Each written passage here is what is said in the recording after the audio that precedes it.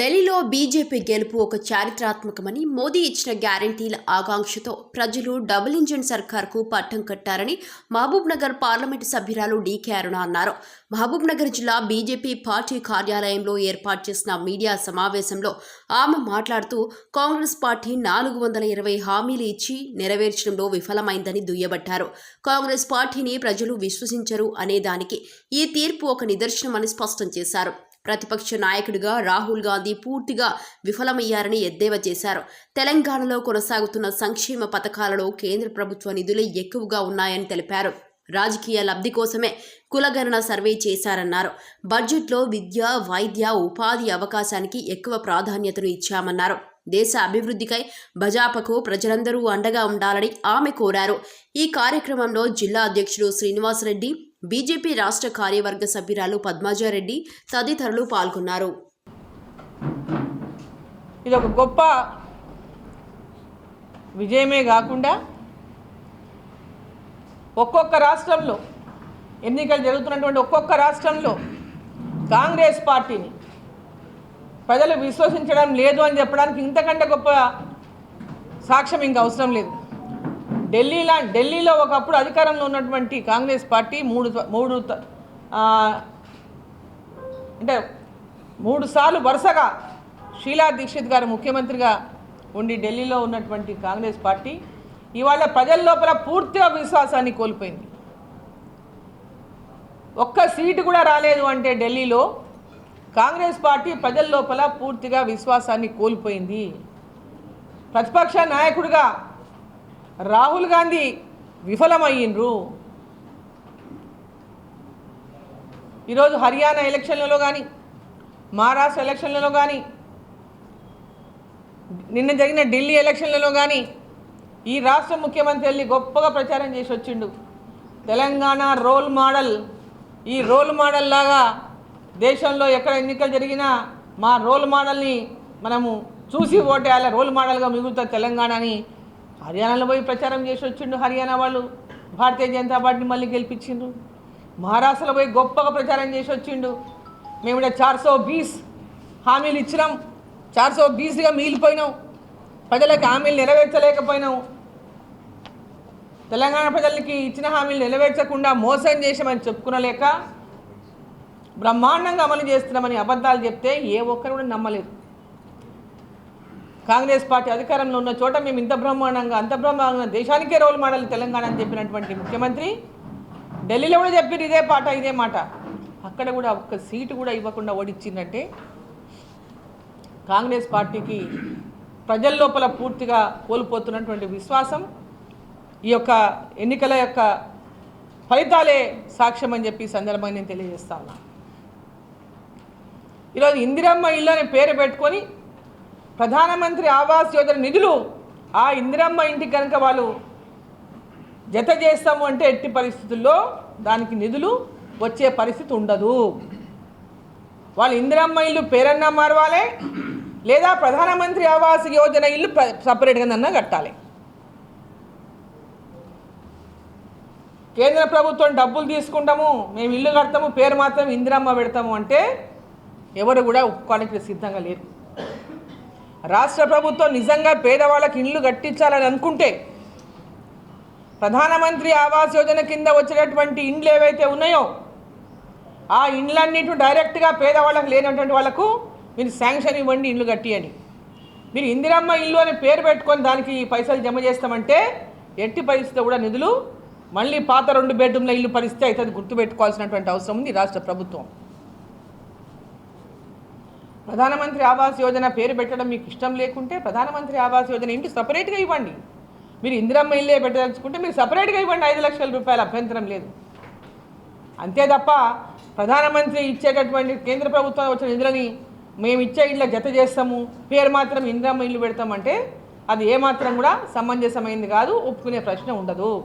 నిజంగా ఈ రాష్ట్రంలో పేదవాళ్ళకి ఇండ్లు కట్టాలని చిత్తశుద్ధి ఈ రాష్ట్ర ప్రభుత్వానికి ఉంటే ఆ ఇంటి పేరు ఇందిరమ్మ ఇల్లు అనేటటువంటి పేరు మార్చాలి. గృహలక్ష్మి అని పెట్టండి, కానీ ఇందిరమ్మ ఇల్లు అని పెట్టకండి. మీరు ఇల్లు కడుతున్నావు, ఈ లక్ష్మి పెట్టు, లక్ష్మీదేవి పేరు పెట్టు, తప్పలేదు. కానీ ప్రధానమంత్రి ఆవాస్ యోజన నిధులను తీసుకొని ఇండ్లు కట్టి మేము మా పార్టీలో ఉన్న నాయకురాలు పేరు పెట్టుకుంటామంటే ఏమాత్రం కూడా సమంజసం కాదు. అదేవిధంగా లోకల్ బాడీస్ ఎన్నికలకు ఇవాళ లోకల్ బాడీస్ ఎన్నికలకు రేపో మాపో నోటిఫికేషన్ వస్తుంది, మేము షెడ్యూల్ విడుదల చేస్తామనేటువంటి మాట చెప్తా ఉన్నారు. ఈ షెడ్యూలు అనేది ఇంత తొందర చేయడానికి అంటే వాళ్ళు తొందరపడడానికి కూడా కారణం ఏంటంటే ఏవి అమలు చేయలేరు. ఇప్పుడు వాళ్ళు చెప్పినటువంటి హామీలు ఏవి కూడా అమలు చేసే పరిస్థితిలో ఈ రాష్ట్ర ప్రభుత్వం లేదు. అమలు చేయలేక ఎన్నికల పేరు మీద దాన్ని దాటవేసేటటువంటి ప్రయత్నం కోసం మాత్రమే ఈ ఎన్నికలను లోకల్ బాడీ ఎన్నికలను మళ్ళీ ఆశ పెట్టి ఈ లోకల్ బాడీ ఎన్నికల్లో మా పార్టీ వాళ్ళని గెలిపిస్తే మీకు ఇల్లు వస్తుంది, ఈ లోకల్ బాడీ ఎలక్షన్లో మా పార్టీ వాళ్ళని గెలిపిస్తే మీకు రైతు బంధు వస్తుంది, మమ్మల్ని గెలిపిస్తే రైతు భరోసా వస్తుంది, మమ్మల్ని గెలిపిస్తే ఇది వస్తుంది అది వస్తుంది గతంలో కేసీఆర్ చెప్పినట్టుగానే ఇప్పుడున్నటువంటి రాష్ట్ర ప్రభుత్వం కూడా అదే రకమైనటువంటి గారడీ చేష్టలు చేయడానికి ఈరోజు సిద్ధమయ్యే ఎన్నికలకు పోతా ఉంది.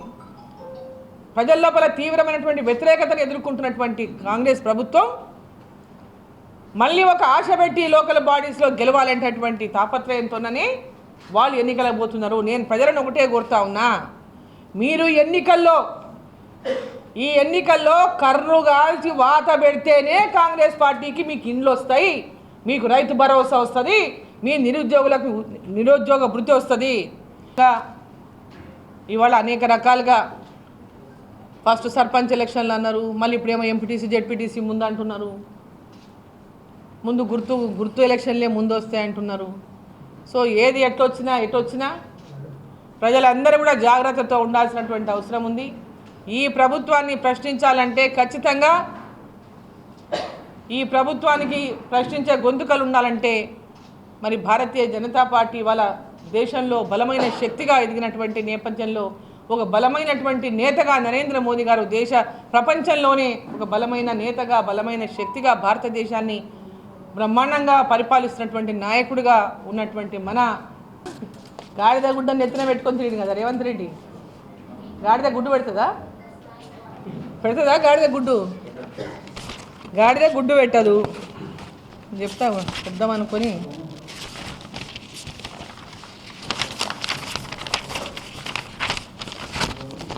ఏం చేసింది కాంగ్రెస్ పార్టీ? గాడిద గుడ్డు ఎత్తున పెట్టుకొని తిరిగింది. గాడిద గుడ్డు ఏమి ఇచ్చింది బీజేపీ అని?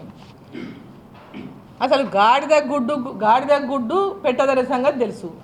ఇప్పుడు ఏడబోయిన వాళ్ళకి రిటర్న్ గిఫ్ట్ ఏంటంటే గాడిద గుడ్డే ఇస్తున్నారు ఆ రాష్ట్రం ప్రజలు.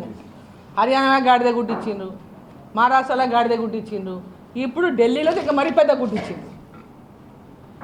గాడిద గుడ్డు అంటే అది ఏమి లేనిదే గాడిద గుడ్డు పెట్టదు.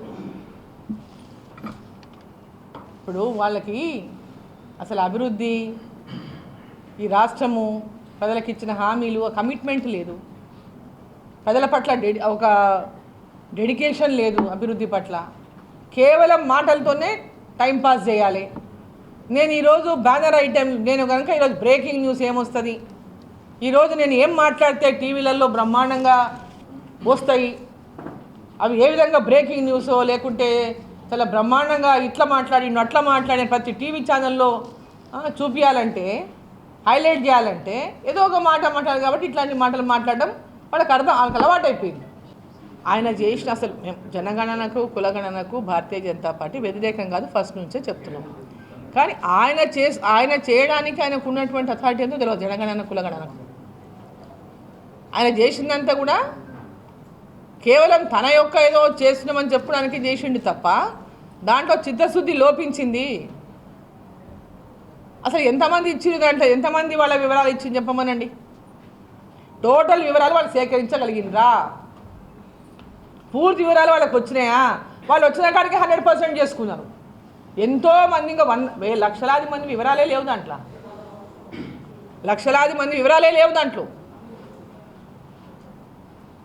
ముఖ్యమంత్రి అసెంబ్లీ సాక్షిగా తమిళ పేరు కూడా ప్రస్తావన చేసిండు. మేము చేసినటువంటి కులగణన డీకేఆర్ని కూడా పాల్గొనలేదని ప్రస్తావన చేసి నేను ముందే చెప్పాను కదా పాల్గొనని. ఆయన చేస్తున్నది కరెక్ట్ కాదు, కేవలం ఆర్భాటం కోసం చేస్తున్నాడు, దాంట్లో చిత్తశుద్ధి లేదని చెప్పినాం. జనగణనకు కులగణనకు వ్యతిరేకం చెప్పలేము మేము, వ్యతిరేకం కాదు. కానీ ఆయన చేస్తున్నటువంటిది కేవలం రాజకీయం కోసం చేస్తున్నాడు, చేసినామని మమ అనిపించుకోవడానికి చేస్తున్నాడు. మరి డీకే అరుణ పాల్గొన లేకపోతే ఎందుకు పాల్గొని నీకు నా దగ్గర వచ్చి కూర్చోలేదు? నీ కమిట్మెంట్ ఉన్నట్టా? డీకే అరుణ ఏడమంటాడికి రావాలి కదా, మరి ఎందుకు రాలేదు నా దగ్గరికి? కమిట్మెంట్ ఉన్నట్టా మీకు? నేను నా ఇంట్లో లేను, మరి నేను ఉన్న కాడికి రావచ్చు. నేను మామూనార్లో ఉంటా, హైదరాబాద్లో ఉంటా, గద్వాల్లో ఉంటా, నేను ఏడమంటాడో తీసుకోవచ్చు. నేను ఫస్టే చెప్పినాం, మీరు కులగణన జనగణన అనడానికి వాళ్ళ గొర్రె ఉందా, మేక ఉందా, కుక్క పిల్లు ఉందా, లేకుంటే బర్రె, అవన్నీ వివరాలు మీకు ఏమవసరం ఉన్నాయి? దాన్ని వ్యతిరేకిస్తున్నామని చెప్పినాం.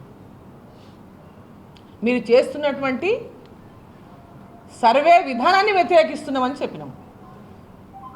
కులం అడిగితే కులం అడగవచ్చు, ఎంతమంది ఉన్నారో అని అడగవచ్చు. వాళ్ళ కుటుంబం వివరాలన్నీ మీకెందుకు? వాళ్ళు ఏమేమి చేస్తున్నారు, ఏముందా, ఆస్తి ఉందా, అప్పు ఉందా? ఆల్రెడీ అందరివి గతంలోనే ఎన్నోసార్లు జరిగినాయి ఇవన్నీ. మేమంతా మొత్తం ఐటీ పేయర్స్, మాకేముందో ఏం లేదో మొత్తం ఎవ్రీ ఇయర్ మేము ఇచ్చుకోవాల్సిందే. మా ఎలక్షన్ అఫిడవిట్లో మేము పెట్టుకోవాల్సిందే. దాపరికం ఏం లేదు ఇక్కడ.